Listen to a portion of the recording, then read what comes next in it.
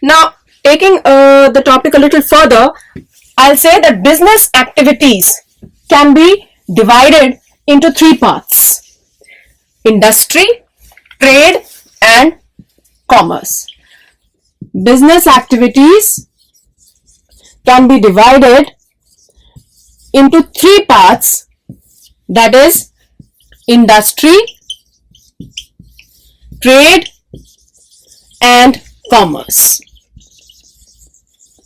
Now, industry is mainly concerned with procurement of raw material, extraction of raw material, and converting this raw material into a finished product which finally reaches the customer. Further, industry, maybe we can divide it into three parts. That is, we have primary industry, we have secondary industry, and we have tertiary industry. Now, primary industry, again हमने इसको भी divide कर दिया पूरे में.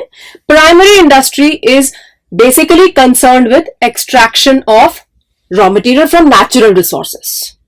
Extraction of raw material from the natural resources, right? I mean, आप sugar cane को process करते हैं, right?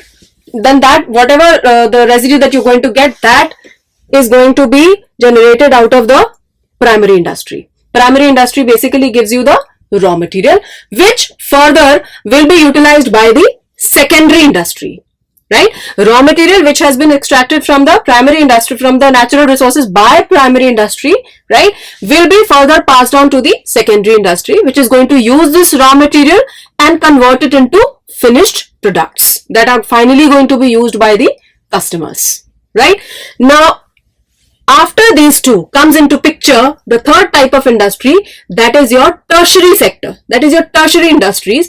Tertiary industries, they provide the support services to the primary and the secondary industry. They provide the support services to the primary and the secondary industry so that the final product can be made available to the customer at the right place and at the right time.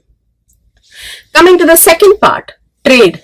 Trade is basically concerned with exchange of goods and services for value. Exchange of goods and services for money. Now, after the product is ready, the role of industry gets over. Now comes into the picture trade. Trade means exchange of goods and services for value. आप market में जाके बेचते हैं, right? You are selling your product for a particular price, that is trade. Fine. But trade cannot operate in isolation. It has to. There comes into picture commerce. Commerce will include trade as well as auxiliaries to trade. Trade का मतलब है exchange of goods and services for value, but we need certain support services to facilitate trade. We need these auxiliaries to trade to facilitate trade. Now we all know, एक product हमने launch किया, right? The prospective customers for the same product are spread over a wide geographical area. They are spread over a wide geographical area. How are you going to reach all of these customers? How am I going to reach all these customers of mine who are spread over a wide geographical area? Here, the first and foremost auxiliary comes into picture, that is transportation. That is transportation. We say that transportation removes the hindrance of place. Transportation makes it possible for an entrepreneur to make sure that his product reaches all the prospective customers which are spread over a wide geographical area. right? If it was not for transportation, my horizon would have been limited to a very, very small area. But today, because of the transportation facilities which are available to us, you talk about your airways, you talk about roadways, you could talk about railways, right? We are able to reach the remotest of the area with the help of transportation. So this removes my hindrance of place. That is no longer a hindrance, that where exactly the customer is placed. Fine. Second thing that comes into picture is advertising. Now, after you have manufactured your product, how do you inform your prospective customers about your product? You can't go personally to each and every customer that, hello, this is the product that I have manufactured. Are you interested to buy it? No, that's not the way it works. We have to inform our prospective customers, again, who are spread over a wide geographical area, right? So we do it by the means of advertising. It could be by advertising in print media. It could be by advertising in television, right? Or it could be by advertising in radio. By advertising about your product on these medias, right, we overcome the hindrance of information. With the help of advertising, we are able to inform a huge number of customers in one go. We cover a huge number of customers in a single go. Then comes into the picture warehousing. Now, what exactly is warehousing? See, there is always a time gap between production and consumption. It doesn't go simultaneously as far as the goods are concerned. For services, yes, takes place simultaneously. But when we talk about goods, right, the production and consumption does not take place simultaneously. You place an order, it does take some time for your order to be processed and your product to be ready. तो क्या इसका मतलब ये है कि हमने अगर order place किया, उसके बाद हम वेट करें कि हमारा ऑर्डर रेडी होगा तब हमारे पास आएगा? Maybe by that time my need is no longer there, my need for that product is no longer there.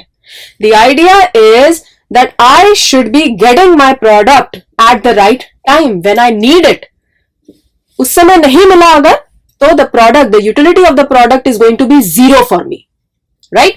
Now this barrier is overcome with the help of warehousing. We produce and then we store it in the warehouse. As and when there is a demand for that particular product, we release it from the warehouse and it is there in the market for consumption. So warehousing creates time utility. It helps us overcome the hindrance of time. Right? Thereafter, we talk about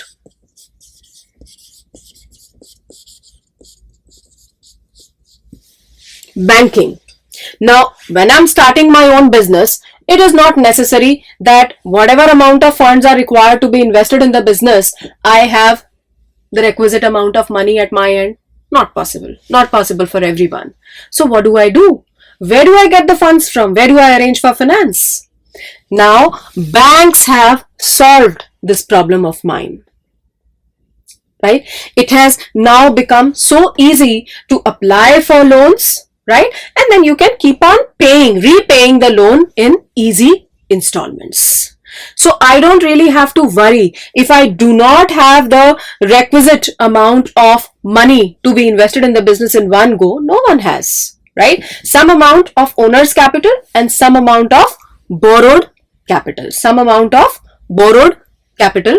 Will make my job easy, right? Thereafter, now next is we talk about insurance.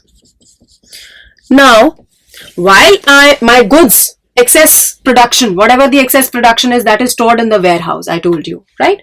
Now, what if there is a fire in the warehouse and the entire lot of my product is destroyed? I don't have anything in my hand then. What if there is a theft? What if the goods get pilfered? Right? Now, in order to protect myself against these kind of risks due to loss by theft or loss due to fire or pilferage, I can get my goods insured. I can get my goods insured by paying a small amount of premium. By paying a small amount of premium, I can get my goods insured and I can minimize. I can't say that totally I will eliminate the risk. I can only minimize. I can minimize the amount of risk that my goods might be subjected to. So these are the auxiliaries to trade. मतलब आप trade का मैंने आपको बताया था that this means exchange of goods and services for money. But this exchange of goods and services for money is just not possible until and unless I have these auxiliaries to trade. Right? I repeat, transportation, it covers or it removes the hindrance of place. Advertising removes the hindrance of information. Warehousing removes the hindrance of time by making the goods available to the customers at the right place and at the right time. Right? Banking removes the hindrance of finance by making it so easy for the entrepreneurs to get loans from the banks. Right? And last but not the least, insurance, which removes the hindrance of risk by minimizing the amount of risk that the entrepreneur is subjected to. Thank you and have a nice day.